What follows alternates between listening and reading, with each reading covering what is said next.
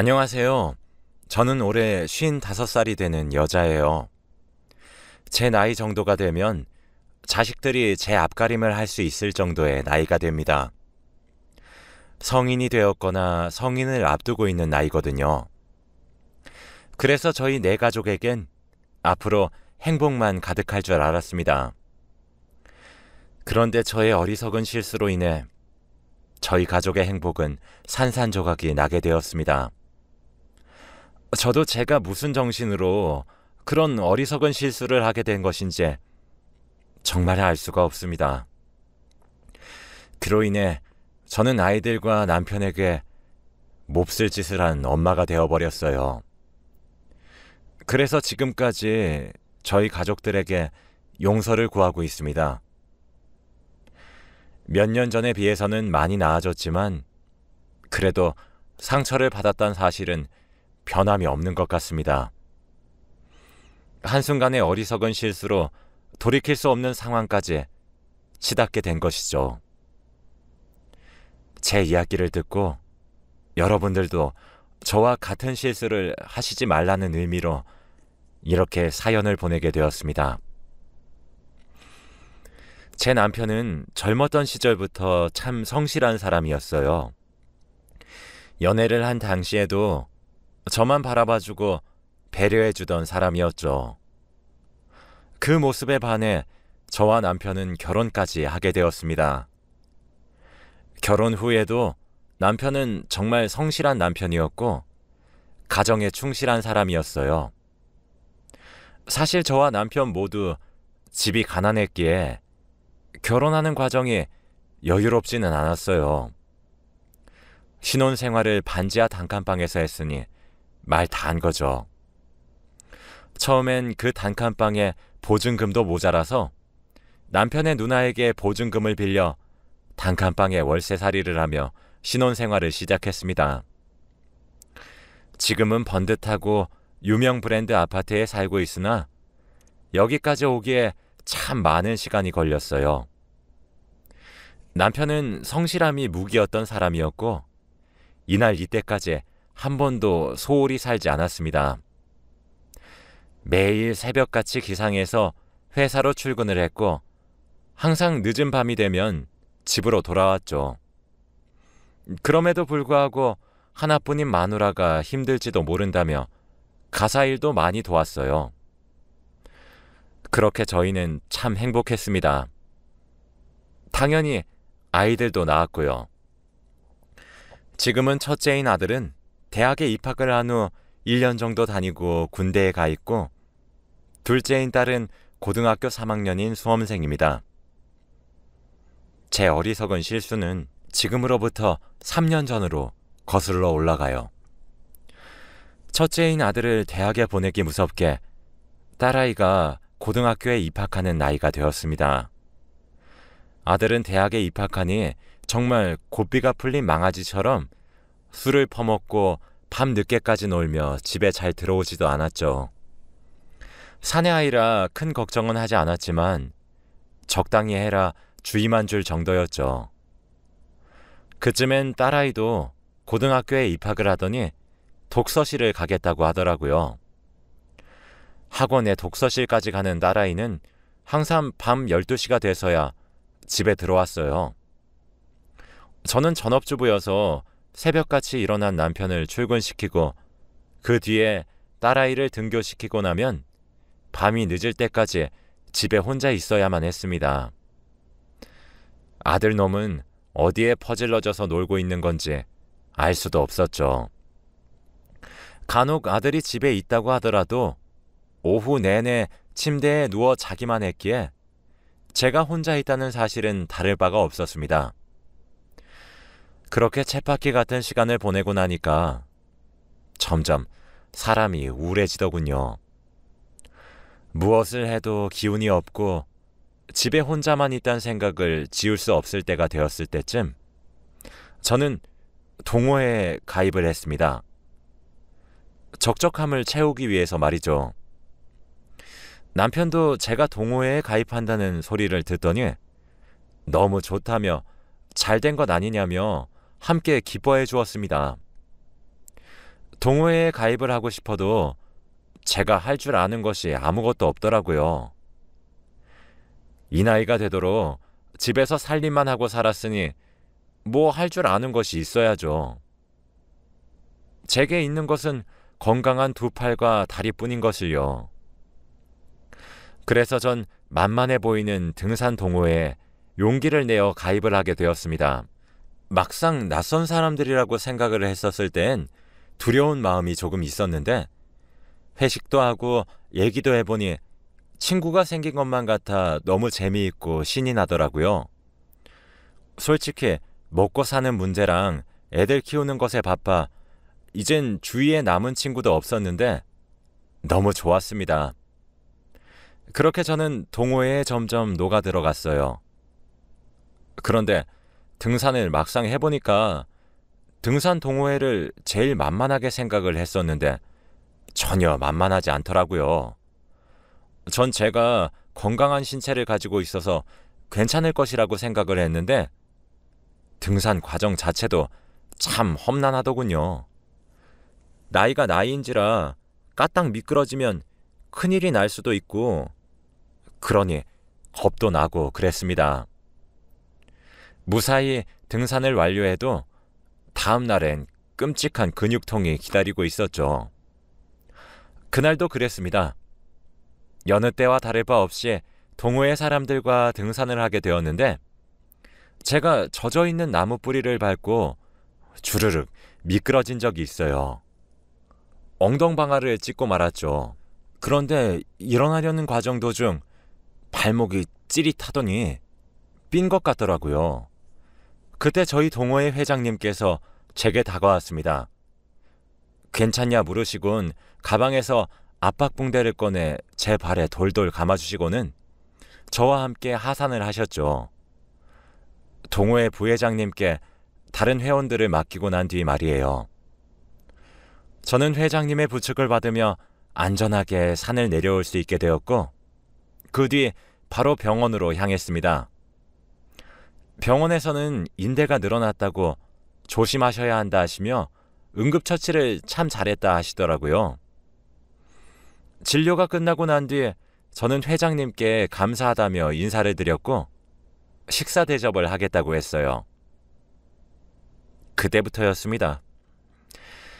회장님과 저는 점점 사이가 가까워졌어요. 동호회 사람들을 통솔하고 이끄는 리더십이 있는 모습도 너무 멋있게 느껴졌거든요. 제가 한번 크게 다칠 뻔했기 때문인지 그날 이후 참석하는 등산에는 저를 항상 살펴봐주는 섬세함에 크게 감동했어요. 동호회에 참석하겠다는 말뿐이었던 저와 회장님의 대화는 점점 사적인 이야기까지 하는 사이로 발전하게 되었고 감사해서 대접한다는 핑계로 저는 회장님께 밥을 대접했는데 회장님은 받아먹기만 미안하다는 핑계로 저와 영화를 보거나 차를 한 잔 마시기도 했습니다. 그렇게 단 둘이서 시간을 보내면 보낼수록 저는 회장님과 제가 참 잘 맞는 사이란 생각밖에 들지 않았어요. 그렇게 저는 넘지 말아야 할 선까지 넘고 말았습니다. 저는 회장님과 시간을 보내고 집으로 돌아오면 어느 순간부터 남편의 성실하고 저만 바라봐주는 행동들이 점점 숨이 막힐 것처럼 다가오더라고요. 남편은 나이가 들었어도 제게 스킨십을 자주 했습니다. 가벼운 포옹이나 뽀뽀 이런 것들 말이에요. 그런데 점점 하기 싫어졌어요. 남편은 갑자기 변한 제 태도에 상처를 받았는지 왜 그러냐 몇 번 넌지시 물어왔지만 대답조차 하기 싫었고 그런 남편의 모습이 참 질렸고 귀찮았으며 지긋지긋하다는 생각까지 들었어요. 2주에 한 번씩 만나던 회장님과의 만남은 점차 그 만남의 횟수가 늘어났고 어느샌가 이틀에 한 번꼴로 만나게 되었어요. 회장님은 참 매력적인 사람이었습니다. 저는 그런 회장님께 점점 빠져들게 되었고 금지된 사랑이 주는 짜릿함과 스릴감에 점점 중독되어 가고 있었죠. 그때는 제 스스로 멈춰지지도 제어도 되지 않았던 것 같아요. 그래서였을까요? 제 심경의 변화를 가장 빨리 눈치를 챈 사람은 다름 아닌 제 남편이었나 봅니다. 남편은 어느 순간부터 제게 동호회를 그만둬 달라는 말을 종종 하곤 했어요. 금술이 좋아 싸워보지도 않은 남편과 싸움을 하기 시작했죠. 남편은 제게 언성을 높이지도 않았지만 저 혼자 화를 내고 소리를 버럭버럭 지르곤 했습니다. 남편은 그때마다 상처받은 듯한 눈으로 저를 빤히 쳐다봤지만 그런 눈빛조차 제게는 숨이 턱턱 막히는 듯한 행동이었어요. 남편이 제게 동호회를 그만두면 안 되겠냐 제안을 하면 할수록 저는 밖으로 나돌았고 그럴 때마다 회장님을 찾아가곤 했습니다. 맞아요. 제가 그때 잠깐 정신이 나갔었나 봅니다. 복에 겨워 소중했단 사실을 정말 몰랐어요. 제가 그렇게 정신이 나간 채로 행복하다 느끼고 있을 때 남편은 지옥불을 걷는 듯한 느낌이었단 사실을 그 당시에는 미처 알지 못했어요. 하루는 아들이 제게 전화를 걸었더군요. 한창 놀기 바쁜 시기여서 전화를 걸어도 받지도 않았던 아들이었는데 말이죠. 전화를 받으니 울먹이는 목소리로 아들이 제게 말하더군요. 엄마, 아빠가 이상해. 하면서 말이에요.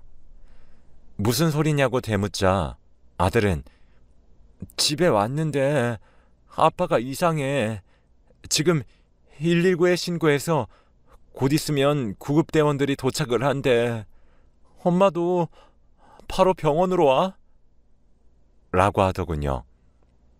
저는 정말 깜짝 놀랐고 바로 허겁지겁 남편이 실려간 응급실로 찾아갔습니다. 남편은 응급처치를 하고 있었고 의료진들의 손길이 바빠 보였습니다. 옆에서 훌쩍이고 있는 아들을 다그치며 무슨 일이야? 빨리 설명해! 라고 소리를 질렀죠. 아들은 제게 오늘은 집에 들어가야 될 것 같아서 집으로 들어왔는데 아빠가 거실 한가운데 쓰러져 있었어. 아빠 잘못되면 어떡해? 어떡해? 하다가 결국 눈물을 쏟는 겁니다. 정말 심장이 철렁하는 느낌이었습니다. 전 아들의 손을 꼭 잡으며 남편이 눈을 뜨게 해달라고 하늘에 대고 기도하기 시작했어요. 남편은 미세척을 하면서 괜찮아졌죠. 의사 선생님이 말씀하시기를 만약 조금이라도 병원에 늦게 도착했다면 장담할 수 없었을 거라고 말씀하시더라고요. 저는 안도의 한숨을 내쉬며 아들에게 병원에 있으라 말을 하고 집으로 돌아갔어요. 남편과 제 옷가지를 챙기기 위해서 말이죠. 집에 도착해보니 여기저기 아주 집안꼴이 엉망이더라고요. 거실부터 먼저 정리를 하고 있는데 소파 밑에 종이 한 장이 떨어져 있었습니다. 그것은 유언장에 적을 내용들을 연습한 종이처럼 보였죠. 거기엔 남편의 진심이 적혀 있었더라고요. 안녕하세요, 변호사님. 이렇게 연락을 드리게 되어 정말 죄송하게 생각합니다. 저는 아내와 이혼을 할 자신도 없고 앞으로 살아갈 자신도 없는 것 같아 이런 결정을 하게 되었습니다. 제가 처음에 말씀드렸던 아내와의 이혼 소송이 아닌 상간남에 대한 소송만 제기해 주시길 간곡히 부탁드립니다. 그 정도는 해야 저도 저승에 갔을 때 마음이 편할 수 있을 것 같습니다. 그렇게 받아낸 위자료는 저희 아들에게 전해주세요. 딸과 아들이 반씩 가질 수 있게 해주시길 부탁드립니다. 그리고 여보, 반지하 단칸방 월세살이부터 시작해서 전세를 살고 자가를 가지게 되기까지 당신이 내 곁에 있지 않았다면 불가능했을 거라고 난 확신하고 있어. 점점 나에게 낯설게 대하고 거리를 두는 당신을 보면서 그러면 안 된다고 생각했지만 당신 몰래 휴대폰을 훔쳐보고 당신의 불륜 사실을 알게 되었어. 그 사실을 알게 되자마자 나를 위해, 우리 아이들을 위해 이혼을 해야겠다고 결심했지.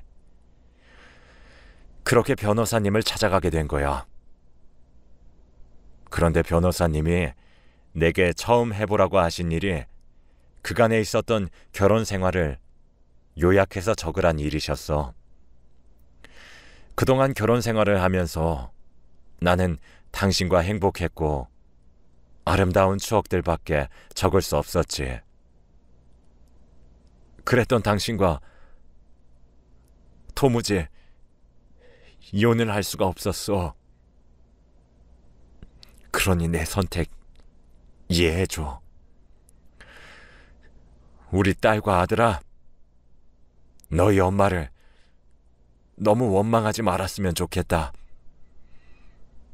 내가 조금 더 가정에 충실하게 살았거나 너희 엄마와 조금 더 많은 시간을 보냈으면 좋았을 텐데, 한 집안의 가장으로서, 너희들의 아빠로서 이런 어리석은 선택을 하게 된 것을 이해해 주길 바라고, 너무 원망하지 말아주길 바란다. 모든 것이 부족한 아빠 탓이야. 너희들과 엄마를 외롭게 만든 내 탓이니 너희 엄마를 원망하지 말거라. 아빠가 많이 사랑한다. 라고 말이에요. 그 편지를 읽어보니 남편은 이미 제 불륜 사실을 알게 된 지 한참 지난 것처럼 보였고, 이혼 소송을 결심했으나 저를 너무 사랑해서 차마 그럴 수 없었기에 스스로 목숨을 끊으려고 했었던 것 같아요. 그래서 변호사님께 보내야 되는 유언장을 따로 연습한 것 같았습니다. 그 종이에 적혀진 짧다면 짧고 길다면 긴 편지를 읽으니 그제서야 제 머리를 누군가 커다란 망치로 내려 찍는 듯한 느낌을 받았어요. 내가 미쳤구나. 내가 정신이 나갔었구나. 그제서야 미친 듯이 후회가 밀려왔습니다. 내가 정말 무슨 짓을 한 것인지 실감이 절로 나기 시작했죠. 집을 치우다 말고 저는 그 종이만 주워들고 다시 남편이 누워있을 병원으로 뛰어갔어요. 남편은 그 사이 정신을 차린 모양인지 일어나 있더군요. 항상 총기가 가득하고 선명하며 반짝반짝 빛이 나던 남편의 두 눈은 생기를 잃은 채 죽은 생선 같은 눈이었습니다. 아들은 어디로 간 것인지 보이지가 않더군요. 저는 남편에게 천천히 다가갔어요. 남편은 제 인기척을 느끼곤 저를 쳐다봤죠. 하지만 두 눈이 잠시 커졌을 뿐 이내 고개를 돌리더군요. 왜 그랬어? 라고 묻는 제 말에 남편은 여전히 묵묵부답이었습니다. 남편은 고개를 돌린 채로 절 외면하고 있었어요. 저는 남편에게 천천히 다가갔고 남편의 손을 잡은 채로 말했어요. 여보, 내가 미안해. 내가 다 잘못했어. 라고 말이에요. 그제서야 저를 돌아봐준 남편의 눈은 눈물이 가득했습니다. 일그러진 표정을 한 남편의 얼굴을 보니 점차 실감이 나더군요. 제가 몹쓸 짓을 했다는 사실에 말이에요. 남편에게 저는 잘못을 사과하고 미안하다며 빌었습니다. 여보, 미안해. 내가 너무 미안해. 내가 미쳤었나 봐. 내가 정말 미안해. 그러니까 2번 다시 이런 선택하지 마. 제발 부탁이야. 이런 말이 얼마나 염치 없이 들릴 줄은 알고 뻔뻔한지 알고 있지만 나에게 한 번만 더 기회를 줘. 나 당신이 유언장 작성을 연습한 종이 봤어. 나 빨리 가정으로 돌아올게. 아니, 이미 돌아왔어. 그러니까 제발 이런 선택을 하지 마. 라고 말이에요. 그렇게 남편을 부둥켜 안고 얼마나 울었는지 모르겠습니다. 남편도 저를 마주 안아주더군요. 사실 남편은 그동안 제 불륜 사실을 알고 난 뒤에 우울증과 함께 불면증이 심하게 찾아와 정신과를 다니고 있었다고 하더라고요. 남편이 이혼 소송을 의뢰했던 변호사는 제 예상대로 남편의 유언장을 받았더라고요. 남편은 제게 기회를 주겠다고 하며 저를 용서했고 그대로 변호사님께 회장님에 대한 상간남 소송만 부탁드리더라고요. 변호사님은 지금이라도 가정에 돌아오셔서 다행이란 말과 함께 남편에게 2번 다시 그런 어리석은 짓을 하지 마시라고 누누이 당부하시더군요.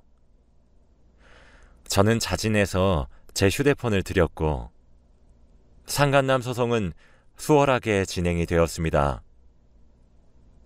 회장님은 제게 연락해와서 제정신이냐 물어보더라고요.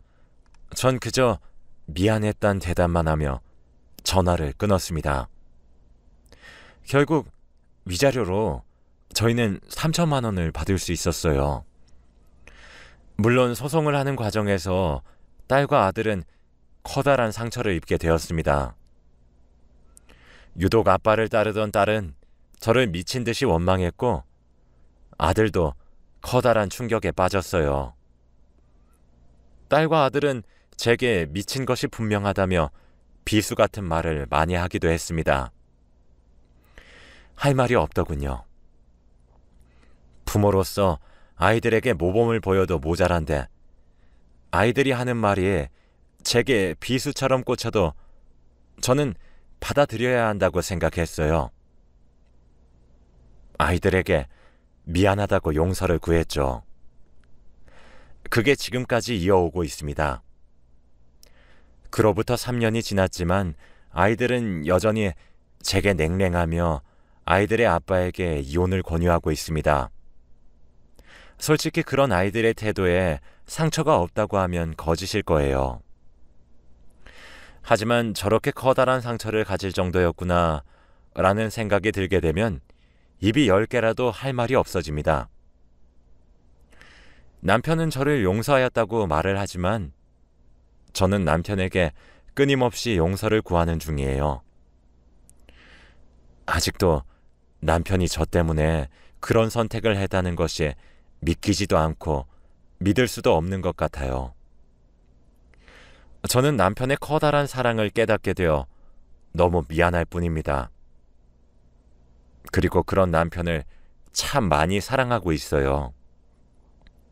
물론 지금 당장은 아이들은 엄마인 저를 경멸하고 용서할 생각이 없어 보이긴 하지만 저는 그래도 아이들에게 용서를 계속해서 구할 생각입니다. 남편도 괜찮다고 말을 하지만 여전히 불안해하는 모습을 보이니 정말 미안할 뿐이고 남편에게도 제가 잃었던 신뢰를 다시 회복할 수 있게 정말 많이 노력을 할 생각이에요. 저는 정말 한순간의 쾌락과 즐거움만 쫓다가 편안하고 안락했던 행복을 잃게 되었어요. 여러분들은 저와 같은 실수를 하지 않으시길 바랍니다. 사랑하는 가족들이 저로 인해 상처받아 힘들어하는 모습을 보고 있기가 너무 힘이 들어요. 다행인 것은 남편의 우울증과 불면증이 그때에 비해 정말 많이 나아졌고 정상인과 다를 바 없어졌다는 사실입니다. 한없이 미안하기만 한 남편은 제게 가정으로 빨리 돌아와줘서 고맙다고 말을 하는데, 참 이런 사람을 두고 제가 그렇게 몹쓸 짓을 했나 싶어요. 저는 시간이 조금 더 걸리겠지만 옛날 화목하고 행복이 충만했던 가정으로 돌아가기 위해 정말 노력하려고 합니다. 응원해 주시길 부탁드려요. 제 이야기는 여기까지입니다. 제 치부와 다름없는 이런 이야기를 하게 된 이유는 남들도 저와 같은 실수를 하지 않길 바라는 마음 때문이에요. 본인이 선택한 배우자를 기만하지 않으셨으면 좋겠네요.